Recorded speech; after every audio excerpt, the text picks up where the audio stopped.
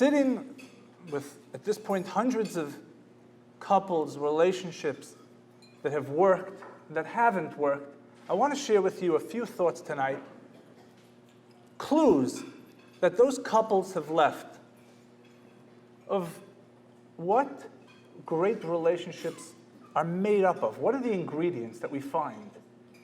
It's not a mystery.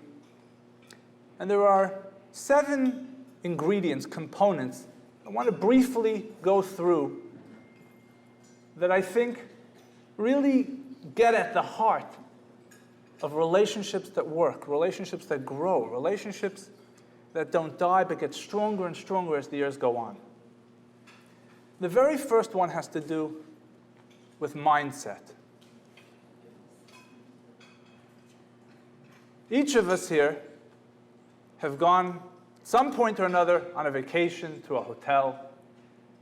And the fancier the hotel, the less you're allowed to do.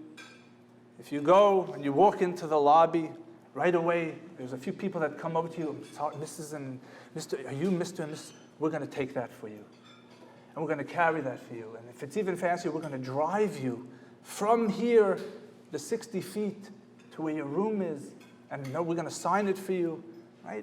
And we're going to pull the blanket down for you, and we're going to pour you a cup of water for you. And we enjoy that for a few minutes, for a few days. That's scene number 1. Shift for a moment. You decide that you're going on to a strong exercise fitness program. You're looking for your trainer who's going to be the one that's going to push you. And you're in this place. And finally, you have this guy or this lady who's adding more weights than you can even imagine ever lifting. And they don't help you an iota. And they say, start lifting. And you look and you say, I never lifted before any weights. And after 1, after 2, your arm is dying and your body is about to collapse. And they say, I want 5 more. And then after 5, you think you're done. They say, now another 2. And you, right? And then you leave and you say, I think that's my person. Beat me up. They were tough. They pushed me. My question for all of us here tonight is, to begin with, what's the mindset? There are 2 mindsets that people enter marriage, enter relationships with. Mindset number 1 is, I don't want to lift an extra finger at any point, exert any extra effort, do any extra annoyance. What is it going to give me? There are other people that walk in ready for nothing else other than to work, to put in effort. Because there is no gym, there is no fitness or training to make a person grow as a human being, as a person, to stretch, to expand, to become bigger than ourselves, than a relationship, than marriage.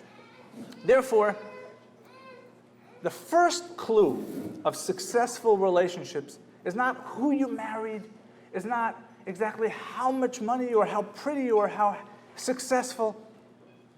It's the mindset that the 2 individuals enter and constantly keep in their focus, which is, I'm here committed to care for another person. I'm here to grow. And those kind of individuals and those kinds of relationships give back tenfold.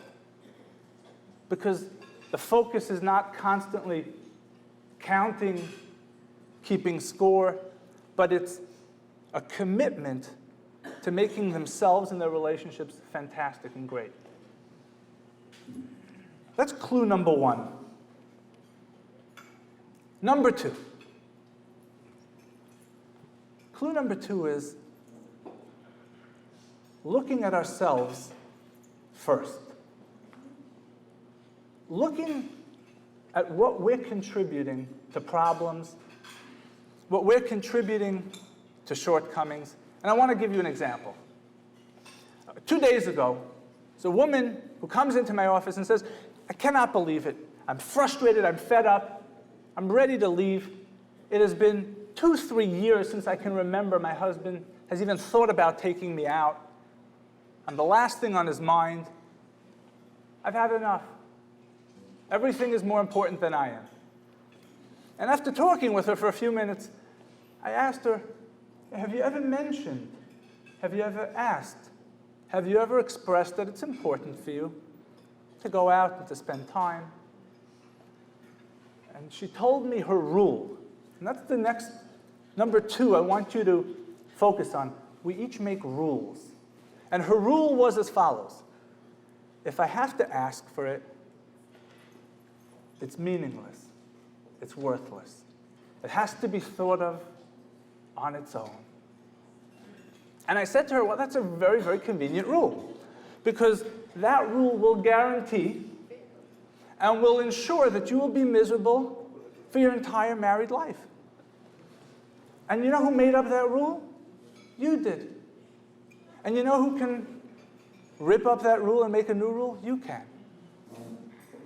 We all have rules that don't serve us so well in relationships. And the second point is we have to honestly look at ourselves. We often notice something that's not right in the other person. And you know why it's usually a good shidduch? Because it's Mr. Imperfect that's married to Mrs. Imperfect. But it's only the people that can't ever notice or can't ever honestly look inside themselves that they share a different color, shape, size of some sort of imperfection that binds the two people as being human beings. Often, another way that we sabotage, that we bring our own stuff to stop a relationship from developing is the words too little, too late. Whenever you hear yourself thinking or saying, that's too little, or that's too late, that comes from a rule. That had to have been, there was a deadline that passed already. There's a certain quota that has to be met. Those rules keep relationships frozen. They don't allow them to move forward. If we want things to happen more, what do? Instead of stabbing them, we appreciate them. We reinforce them. Are they imperfect? Of course they're imperfect when they happen. Of course they're too late. But we accept, we appreciate, and then we get more of it. When we don't have that rule, it has to be exactly like this and exactly like that. Rule number 3, clue number 3, a typical Friday night. You come home from shul. Your wife asks you, so what's new? What's doing in shul tonight? And I'm going to stereotype a little bit. Nothing. We davened Kabbalah Shabbos, Mincha, Mariv. We came home, and I'm here now. I know, but did anybody who was there and what happened? And then she goes to shul tomorrow, the next day, and they're walking home. And she says, how come you didn't tell me?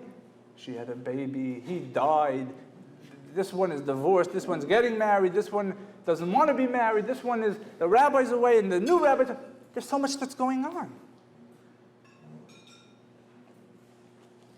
Relationships consist of two different people that need two different things. First and foremost, it exists of a man and of a woman. And typically, not always, men aren't as comfortable sharing.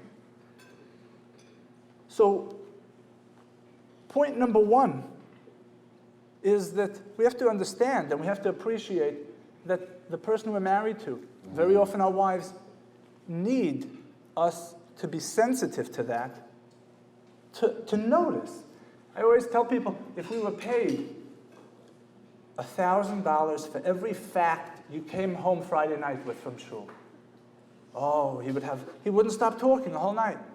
Things that he noticed, things that happened, things that didn't even happen, that he made up happen, things that are going to happen.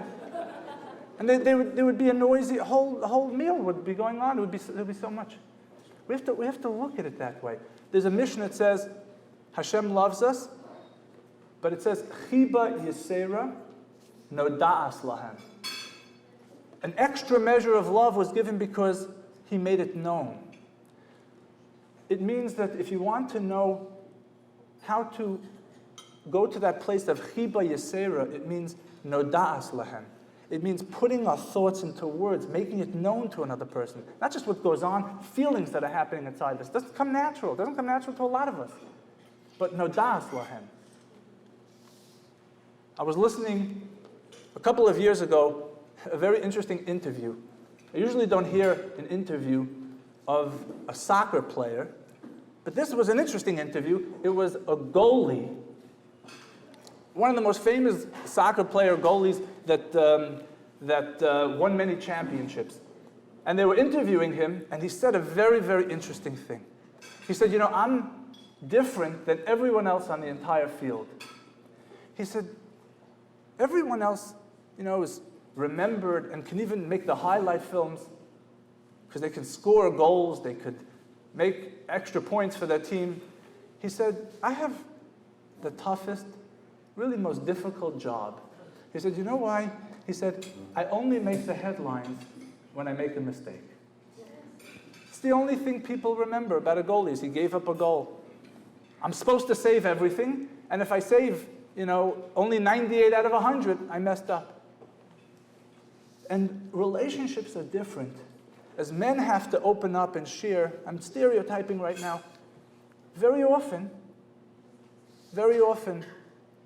in terms of the role that women play, men will say, I feel like I'm a goalie, that I can only sometimes be noticed, and I can only be spoken to if there was something that I forgot. If I got only 98 out of 100, it's the 2. And we have to understand and we have to remember that as well, that we're talking about different people, and that the need, for example, if a woman is to feel needed very often, is to feel like I'm important, like you're thinking, like you want to share with me. And very often, the feeling of a man is, I want to feel adequate, I want to feel accepted, I want to feel good enough. I want to feel like I'm a successful husband. And therefore, we each have to know that. We each have to remember that and be sensitive to that. To not go into goalie syndrome, and to not go into closed up system or syndrome as well. When we got married early on, I remember I would constantly ask my wife, when we had a little bit of quiet time, if she wants to go out and take a walk together. I had grown up, my parents, the way that they would spend time, they would love to go to the park, and they would take walks. And I automatically thought that that's how couples share time. You go out, especially on a beautiful, nice night, you take a walk. What else is there to do? How else can you spend time and really get to talk and open up? There's no distractions outside. And to my surprise, my wife almost every time said, no, I'm not really in the mood of taking a walk. We can drive to wherever we have to go. I don't want to take a walk. And automatically, my rule, my definition was, that's how couples show interest in each other, that they want to spend time with each other. And what was it automatically? Rejection, personalized, right? I'm not somehow interesting enough to spend time with. Point number 3 is a relationship consists of 2 different individuals, 2 different preferences, to be able to tune into how the other person wants to spend their time. Of course she wanted to spend time, but not walking around a park. She wanted to spend it sitting at a night like tonight, at a table. To be able to not just impose our preference or our idea or our rule, but to understand there's 2 different people, and each of them, to stop judging, assessing, is your way or your taste, does it meet my adequacy, does it meet my standards?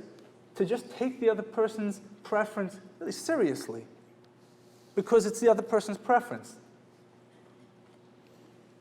Number 4, what successful couples know is the following.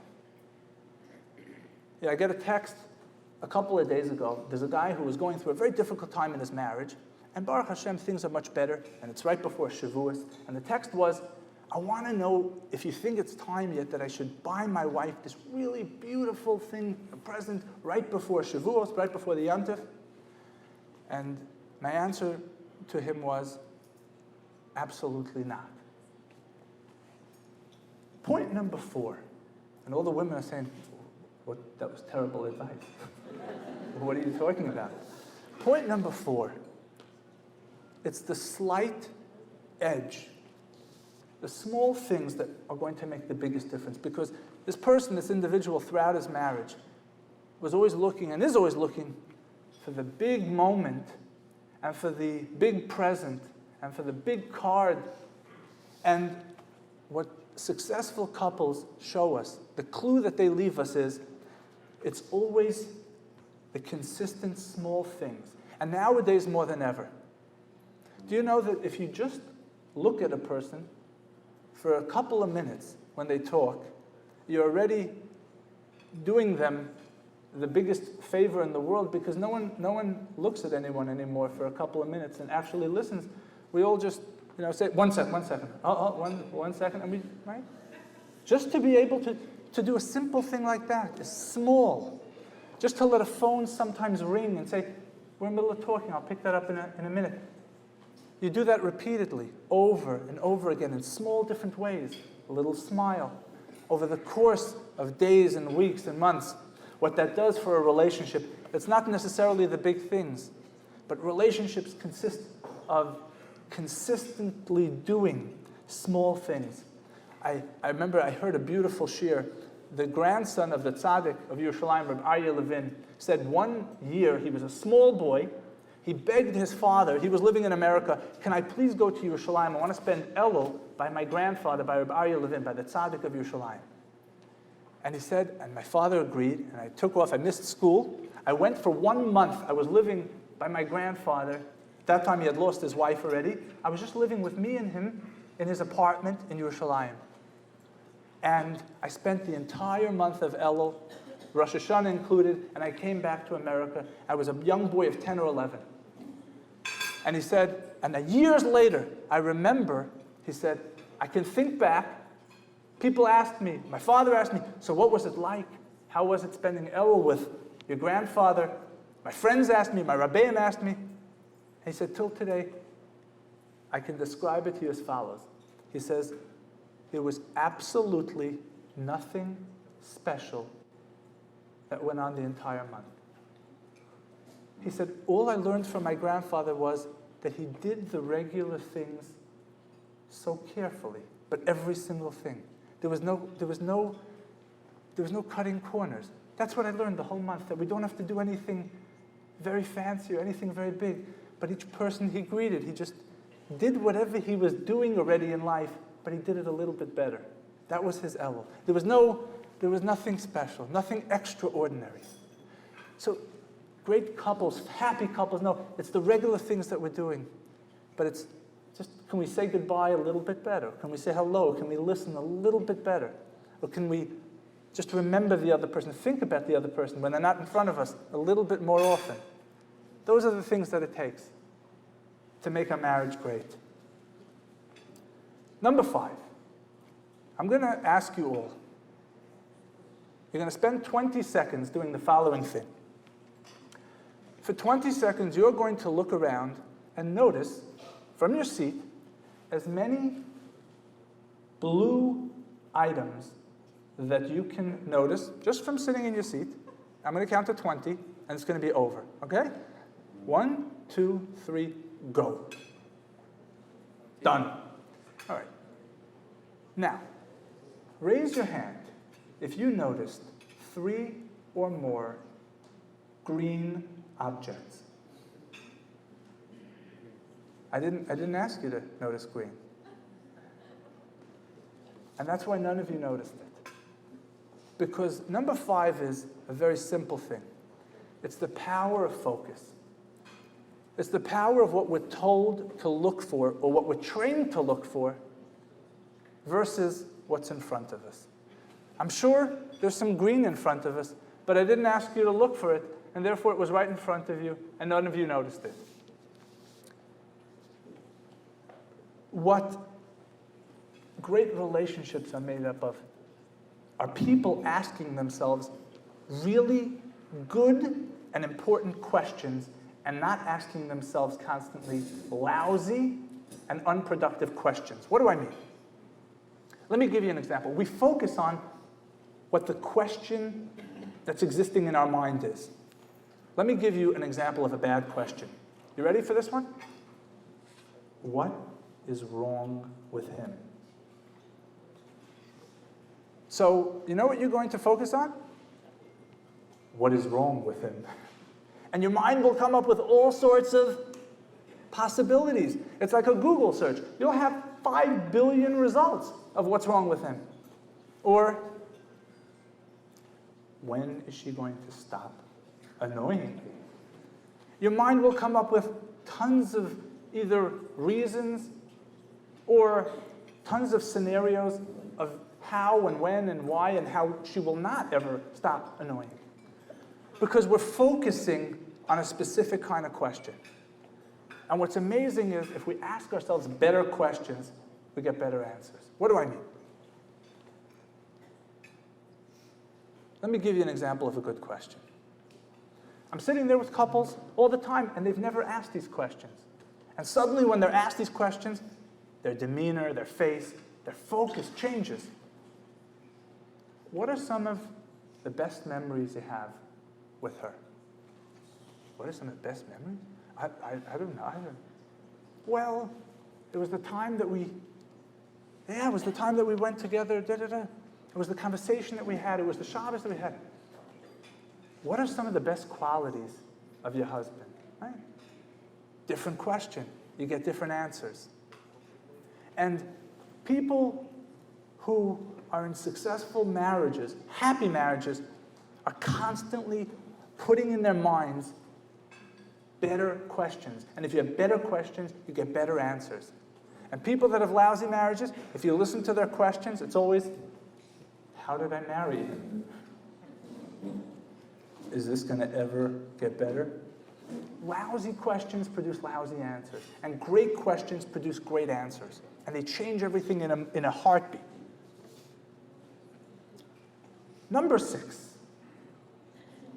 Number 6 is not what I, or probably anyone here, would expect. A woman recently came to me with the following complaint. She said, this is going to sound strange. My husband is just too nice. Now, what does that mean exactly? He's too nice. What number 6 is as follows. Great relationships mean that there are two individuals, two adults that are real, that are authentic, and that allow themselves to also have some needs. Let me explain what I mean. Not that they're self-centered or self-focused, but there are certain relationships, there are certain people, not everyone, that are more comfortable almost in a parent-child relationship. Meaning, I'll come to this relationship, barely have any needs. There's nothing that I ever ask you for, nothing I ever prefer. Everything is amazing and great. And you know what ends up happening in those relationships? The other person feels superfluous or unnecessary or not needed because he doesn't have any needs. He's just always okay and always happy. And the truth is that in a subtle way, there's a certain sense of control for people who have that. Because if I don't really admit that I have preferences, that I have needs, I never have to rely on another person. If I never have to rely on another person, I never am going to be vulnerable, right? So number 6 is that in a respectful and considerate way, we also have to allow ourselves to receive on some level. So there are couples that have come in, and the husband will complain. My wife doesn't let me buy her flowers because she says, a waste of money and we can afford it. Or she doesn't let us go out because of X, Y, and Z. It's too much this, there's too much time. To allow ourselves to receive is also an important element of relationships because it means that we're allowing ourselves to rely on another person. And people need to feel needed and necessary. And we have to be aware Are we in that control, safety mode that I don't have to rely on another person? And finally, the last ingredient is that years pass by and we spend not months, not even years, decades with the same person. And the challenge that we all have to face is, if you remember as a kid, the time, Shabbos afternoon came around and you had a friend who was over sleeping, wasn't that the time you were sort of like ready for Shabbos to end and maybe they would go home or you would go home to your house? There's a certain period of time where we run out of interest or excitement, novelty. But great couples, research shows this, that do the right things, not only do they survive, they thrive. The relationship grows, and 40, 50 years later, it's incomparable to what it was after 10 and 20 years. It keeps on growing, it keeps on increasing. These two people keep on getting closer and closer and can't imagine living without one another. How does that happen? How does that happen? In the 10th grade, I had a teacher. I don't remember anything he taught us except for this. He asked us one day, I may have shared this with you. He said, mathematically, it's impossible for anyone here to leave this room. And this was right before the bell was ringing, and we all got very nervous. What do you mean it's impossible for us to leave this room? We're getting out of here in around 2 minutes. And he said, well, in math, you have to first, before you go the whole distance, you have to go half. Is that right? And we said, yeah. He said, then you have to go half of that distance, and half of that distance. And then there's infinite halves that we can keep on dividing that space into ad infinitum, and therefore it's a journey of infinity for you to leave this room. And we were all in 10th grade and scratched our heads, and then the bell rang, and we all just ran. And we were gone.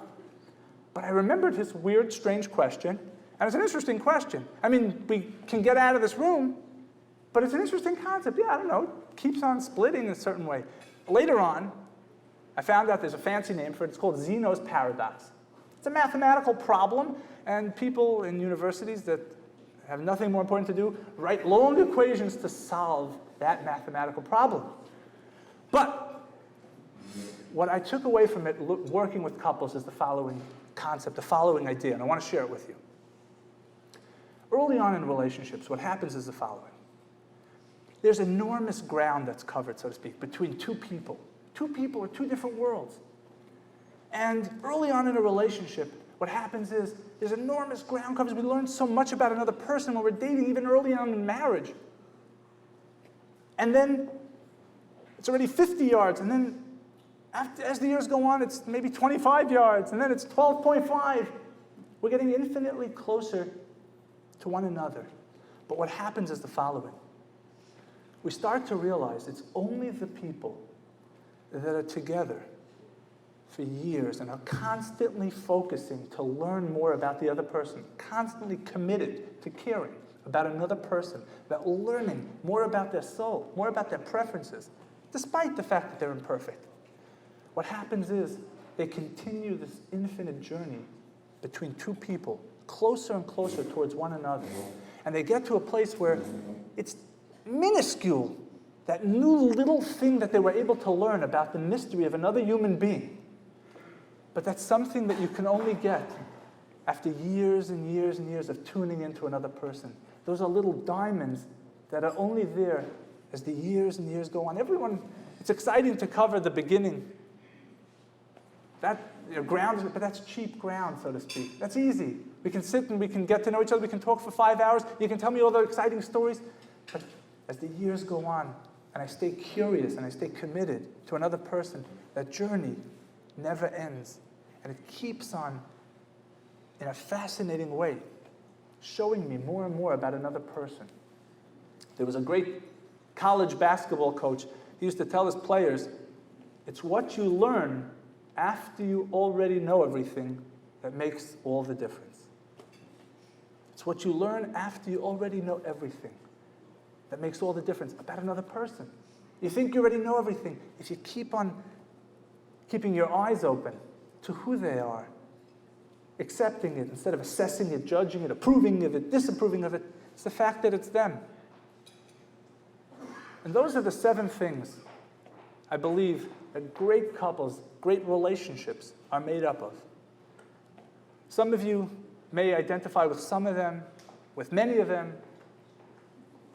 Something from what we said tonight, all of us can take, can focus on, and can continue this journey that we've set on when we first got married. We're continuing it tonight, and over a lifetime, a commitment to a relationship that gets infinitely closer and closer as the years go on. Thank you so much for allowing me to have this privilege, and wishing you all the best.